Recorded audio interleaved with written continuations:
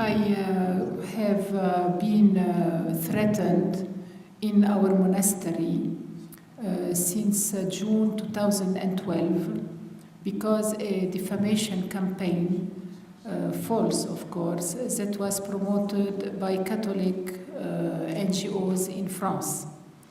And this arrived to Syria, it was translated, and it is the non-violent opposition who told me that I was threatened and helped me to go out, to flee from the monastery.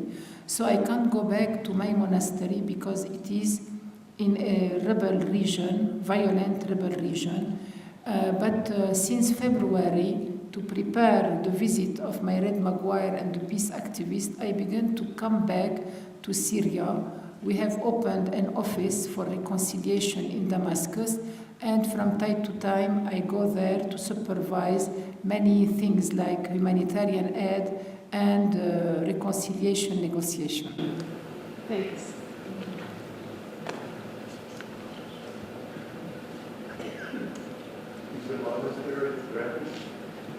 The monastery is protected by the Free Syrian Army, but the big threat comes when foreigners infiltrate from Lebanon under the flag of Al-Qaeda. The Free Syrian Army is afraid of to being slaughtered, and we can be afraid. But until today, the monastery has been protected by the Free Syrian Army. Regarding monasteries, the monasteries that have been attacked, what happened to all of the rest that were in the monastery? We haven't been attacked. We have been attacked like 5 times by the army, the Syrian legal army, because some armed rebels would hide in our monastery or would bring weapons, because we have many canals, many canalization beneath the monastery. So the monastery was partially destroyed. But we did not receive any other threat from outside. And in Syria, you have many monasteries that have been destroyed. The Franciscan monastery was destroyed, the Jesuit monastery was destroyed, and of course many churches.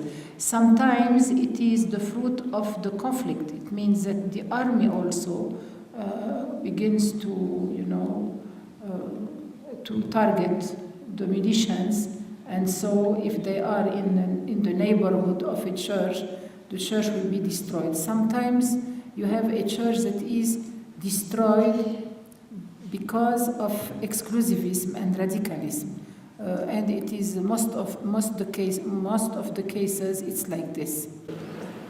Yes. Please. Yeah, Mother Agnes, I'd like to take one moment to thank you so much for your compassion and for your humanitarian work, and I have followed few of your articles as well as see you on TV. Can you give us some background on Malula, where it stands, especially with that Christians? Yes, thank you. You see, Malula, for those who don't know Syria, is the most ancient Christian village in the world. And in Malula, we had the habitat, the monastery of Saint Thecla, who lived in the time of Saint Paul. She was a disciple of Saint Paul, and her grotto is still there. And you have many beautiful heritage. Among this heritage, you have one of the most ancient churches in the world, Marsarkis and Bacchus, St. Sergius and Bacchus, which goes to the 2nd century. So Mahlula, they made negotiation with the rebels, telling them, you are from our people. The rebels were Sunnis from Mahlula. And they said, okay, you protect us, we don't want the army. And they took a hotel which is in the height of Mahlula, Hotel As-Safir. And this hotel is very near, like 12 meters to this ancient chapel of St. Sergius and Bacchus. I asked the parish, the priest of this church, what happened, and he told me that there was an agreement between the population and the rebels that there is no problem. The rebels, they will control, but they will not attack anybody. And as a matter of fact, the priest left the monastery, closed it, and he was very tranquil that they will not enter or attack, because he has beautiful and very precious icons inside but alas, one day during the night, the rebels with the foreigners, they made a big suicide attack on the one barricade, the unique barricade of the army, which is outside the city, and then they entered inside Ma'lula with very bad slogan against Christianity, something very radical. And we had 2 cases. They entered in the houses of people. And you have, those stories. They entered in a house, and there was 3 young men, and they told them, either you become Muslims and you proclaim your Islam, or you will die. And those 3 young men told them, our will is to remain Christian. It's our right. And they were killed. And we consider them in the Christian faith as real martyrs, because they died proclaiming Christ. On the other hand, they went to other houses and they said the same. And in the other house, the family said, okay, we will proclaim the Shahada, And they proclaimed the Shahada, and they were safe. It is the first time in Syria that such thing happens. Normally in Syria, everybody respects everybody. Nobody will come to say those things. We think that it is a prefabricated scene to make hatred grow and provoke more and more radical conflict. Now, all the families in Ma'lula, all the Christian families, have been obliged to flee, and their houses were looted and were destroyed. Now we have a big problem for Ma'lula because it will be, as in other places, degradation of this heritage. We don't know what happened to the churches. We have seen terrible videos, the rebels saying terrible things nearby the church of St. George and nearby other churches. In Yabrud, they have put bombs on the cupola, on the vault of the churches to blow up the crosses. It is really regrettable, these things. Now the Ma'lula families are in Damascus. Some of them, they try to go to Europe or to America or to Australia. And it is a pity that today, in the frame of a revolution who is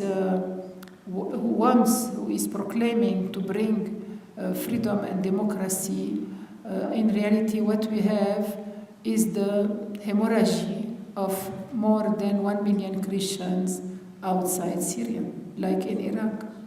There is no explanation for this. We do not understand.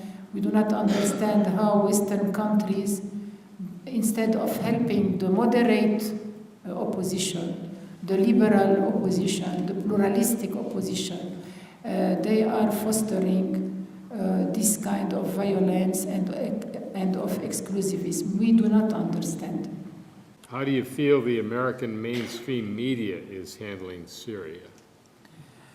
Well, to tell you the truth, it's better than the French one, for example, but they need to improve. Always they have something that is like propaganda, but on a general scale, I am not very bad impressed by the American mainstream media.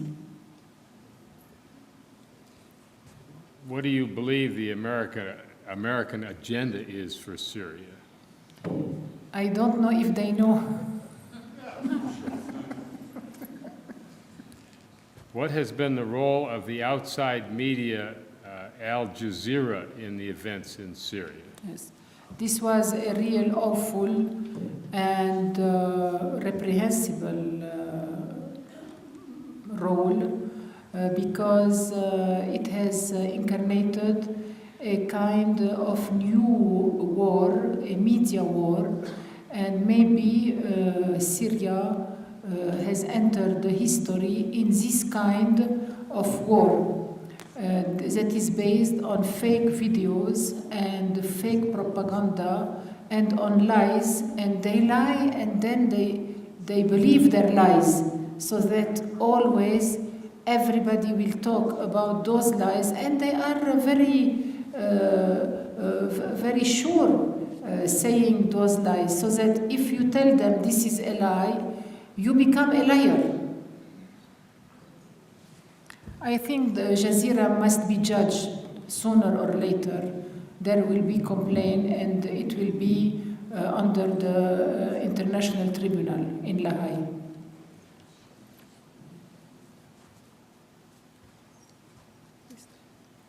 Have you been interviewed by any of the major U.S. news media?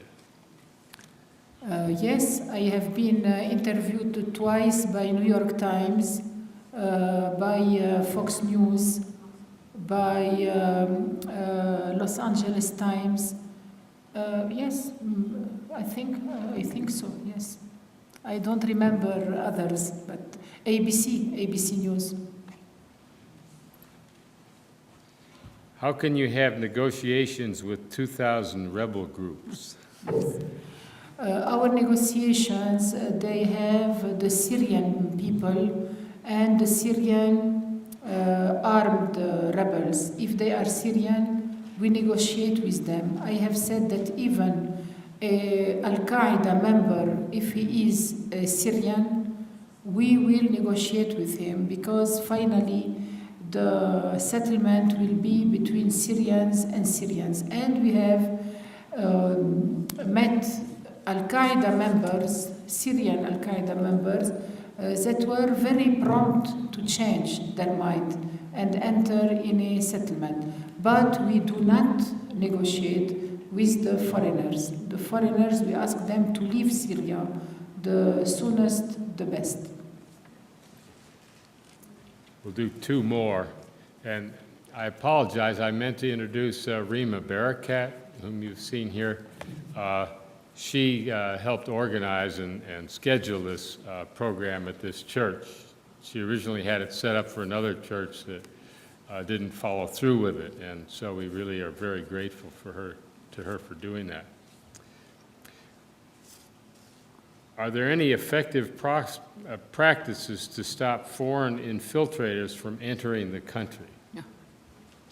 I think the unique solution for this is an international consensus with pressure from United States and other big powers to convince and even oblige the countries that are hiring those foreigners to stop financing them, fueling them, helping them, and infiltrating them inside Syria. Of course, it should be done in Turkey, in Jordan, in Lebanon, and wider in the whole countries that are supplying with those foreigner fighters.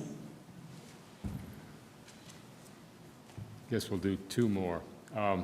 Can you give us some background information on the use of chemical weapons used in Syria? What I know is about Khan al-Asal. We have been involved because we sent a team to Khan al-Asal the second or third day of the attacks, and we were those who provided the commission, the International Commission of Inquiry, with the links to the victims, because in Khan al-Asal, even the doctors who were treating the victims, they had to be treated themselves. They went in a very terrible, injured. So Mrs. Carla Del Ponte issued a declaration that Khan al-Asal, it was chemical weapons, and she said it's the opposition who is responsible. Okay. Now, what happened in East Ghouta, in East and West Ghouta, I can't say anything because I am not an expert, and I wait for a non-biased, real inquiry. But what I can say is that I have been contacted by families that survived a massacre in the mountains of Latakia, where more than 400 civilians were slaughtered and 115 were abducted, children and women. So the families of these villagers, survivors, they contacted me because we also sent a team to understand what was happening and also make the documentation for the Commission of Inquiry. They told me that they recognized some of their children in the victims of the chemical attacks in Ghouta. So I began to track those children in the videos, and I discovered that some videos that were nominated by the US intelligence community were fake. And when I went to Geneva for the 24th Assembly of the Human Rights Council, I was asked to write this because I was sharing it with the Commission of Inquiry, but they said, you should write it. So I took three days and 3 nights. I wrote a 50-page length study, and we distributed it to all the delegation and to the Commission of Inquiry, and also to the High Commissioner for Human Rights, Mrs. Navi Pillay. And after a few days, it was Mr. Lavrov who cited me before Mr. Fabius, and all the press began to talk about my study. Now I am preparing another study. The first one was a beta version. This one will be the final version. I have found more references and more evidences, and I can tell you 100% that the videos number 1, 6, 11, 13, and videos related to them are fake. They are done before the date of the so-called chemical attacks. But saying this, I do not pretend to give any conclusion about the chemical attacks, nor to incriminate anyone. And a final question, what sort of government do you see for Syria in the future? I am not, I don't want to enter in a political debate. It's not my mission. I am not Syrian, but what I can desire is that the international community will foster dialogue between the factions of the Syrian population to give them back their sovereignty of an independent state and let them mature their choices. Today, there is no maturation. Why? Because you see how the opposition is divided. Each one has his own point of view, and they struggle. Yesterday they were in a meeting and they began to fight each other with their shoes. So we need, for a political process, we need people that need time to mature. What they want? Do you want democracy? Do you want maybe they want a kingdom? What is the problem? Maybe they want an emirate. Maybe I don't know. But we should restrain of interfering in the fate of other countries. Let the Syrian people, who is among the oldest people on the globe, and Damascus is the oldest capital habitated on the globe.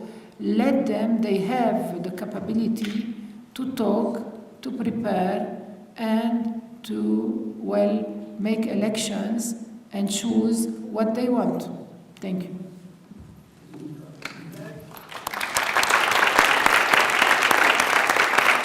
Thank you very much. Thank you very much.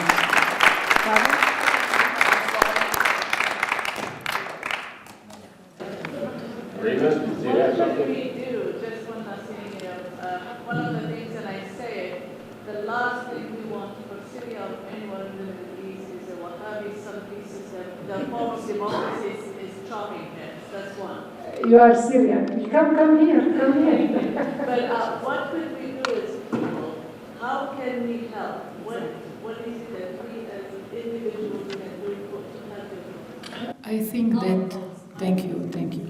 I think that the media, during those 2 years and a half, they have adopted a very clever way of putting the adversary out of being able to defend itself.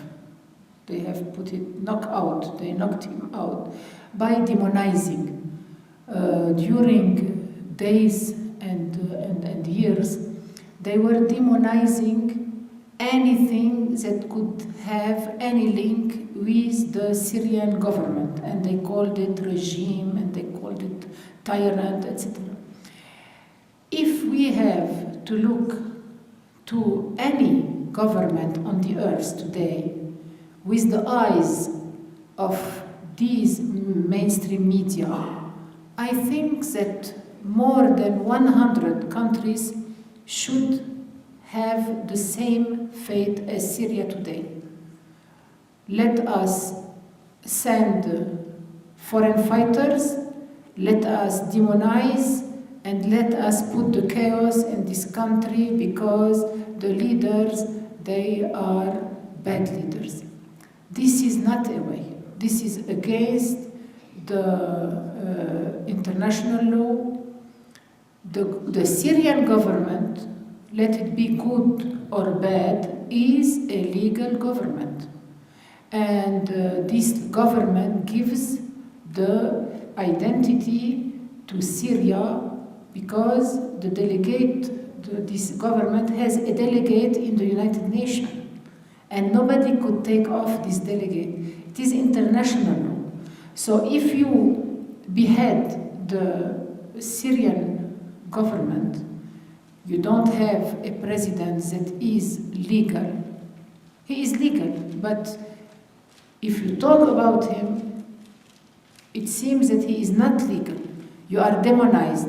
So we cannot talk. What I can tell you is that you have to bring back your energy and oppose to this way of interfering in the Syrian affairs your right to be a country which subsists by itself, which has its identity, its rights, its independence, and to stop people beheading your country and saying all those things on a person who until today represent the country. We cannot say no. even though many countries do not recognize, they do not have an ambassador in Syria, the United Nations, they continue to work with the delegate of the Syrian government. And when the international organization, they enter inside Syria, they respect the Syrian government. So what we can do you can bring back your energy to say, this is what we are. Nobody has the right to insult the Syrian government. Nobody has the right to judge the Syrian government. Only the Syrian people, in a democratic way, they can judge. Now, what is the toll of the Syrian population? I read in the NATO report that today 70% of the Syrian population, they approve their government. So for 30%, and maybe among those 30%, you have maybe 10% that they don't have any idea. So what remains? Remains 20%. For 20%, you will destroy a whole country, and you will demonize any Syrian who says, I have a government and I rely to this government. This is criminal. So you can lobby with confidence. You can ask you have many representatives, the mayor, the congressmen, the senators. We have to lobby for the respect of the independence of Syria and of the self-determination of the Syrian people, and bring them facts, because the mainstream media, there is a kind of brainwash. So bring what is the fate of the everyday violation of human rights against the civilian population. Nobody is talking about. In Qassa, in Jarabana, everywhere in Damascus, the civilian population is targeted. Why nobody is hearing about this? Why nobody is denying this? What about the car blast? What about the churches, the mosques, the synagogues that are destroyed? What about all what I am saying? You see? So, lobbying. Second, please help your country raise funds to help the Syrian country, and think about the time of the reconstruction. That's what. And here we are, as a reconciliation committee, we are here to help you in whatever you need. Thank you very much.